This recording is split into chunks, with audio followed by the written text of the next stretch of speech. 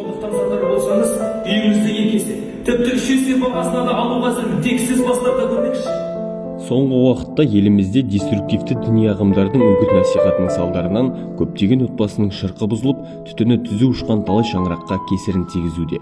Өкініштісі, діни сауаты әлі кемеліне келмеген жастар олардан қалай сақтану керектігін, қандай жолмен тойтарыс беруге болатындығын білмейді ал.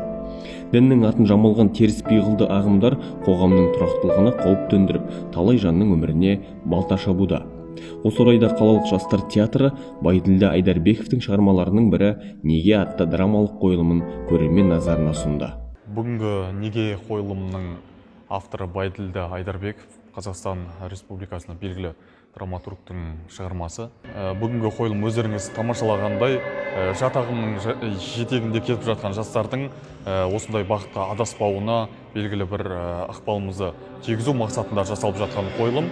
Халықты айтқанына көндіріп, арбағанымен жүргізетін ойсыз топтың мүшесі Жаңыл әкесінен айырылған Нұргүлдің санасына әмірін жүргізуді көздейді. Осылайша адами қалпынан өзгеріп, адасқанын сезбеген жан жатағымға тән іс-әрекеттерді өздігінен жасай бастайды.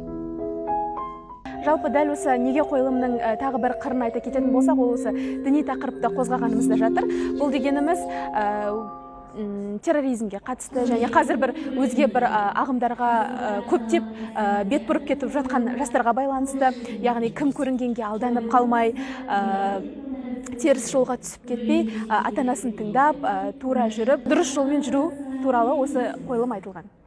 Қойылым соңында деструктивті діни ағым мүшесінің құйтырқы әрекеті әшкереленеді. Алайда спектакльдің мақсаты адаспаудың бір ғана жолы, дұрыс таңдау жасай білу керектігін көрерменге жеткізу.